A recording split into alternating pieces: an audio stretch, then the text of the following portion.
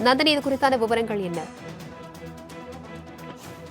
வணக்கம் பிரபாவதி. பள்ளிகளிலும் கல்லூரிகளிலும் பயிலும் மாற்றுத்திறனாளி மாணவ மாணவியர் உதவித்தொகையை 2 மடங்காக உயர்த்தி அதற்கான நிதி ஒதுக்கீடு செய்து அனுமதி அளித்து தமிழ்நாடு அரசு ஆணை பிறப்பித்திருக்கிறது.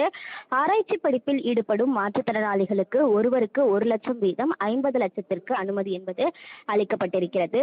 அந்த வகையில்தான் மாற்றுத்திறனாளிகளுக்கு அரசு பேருந்துகளில் கட்டணமில்லா பயண சலுகை, மாற்றுத்திறனாளிகளுக்கு வழங்கப்பட்ட உதவித்தொகை 1000 1500 உயர்த்தி தமிழ்நாடு அரசின் தரப்பில் அறிவிப்பு வெளியிடப்பட்டிருக்கிறது. இந்த நிலையில் பள்ளிகளில் படிக்கும் மாணவ மாணவிகளில் 1 முதல் 5ஆம் வகுப்பு வரை படிக்கும் மாற்றுத்திறனாளி மாணவ மாணவியருக்கு வழங்கப்படும் கல்வி உதவித்தொகை ஆண்டுக்கு 1000 ரூபாய் என்பதை 2 மடங்காக உயர்த்தி 2000 ரூபாய் என்றும், 6ஆம் வகுப்பு முதல் 8ஆம் வகுப்பு வரை படிக்கும் மாற்றுத்திறனாளி மாணவர்களுக்கு வழங்கப்படும் கல்வி உதவித்தொகை 3000 6000 ரூபாயாகவும் உயர்த்தி வழங்க ஆணை பிறப்பிக்கப்பட்டது.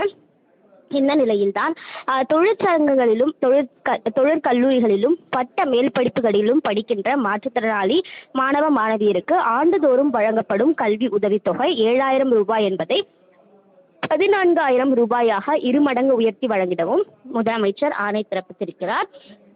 அந்த வகையில் அனைவரும் பயன்பெறக்கூடிய வகையில் அவர்களுக்கு வழங்கப்படக்கூடிய கல்வி உதவித்தொகையை 2 மடங்காக உயர்த்தி அதற்காக 14,90,52,000 ரூபாய் அனுமதி அளித்து தமிழ்நாடு அரசு ஆணை பிறப்பித்திருக்கிறது.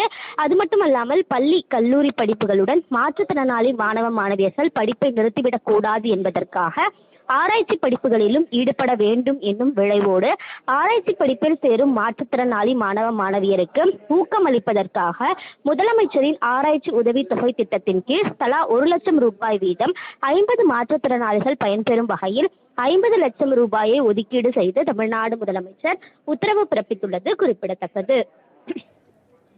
தகவல்களுக்கு நன்றி நந்தினி.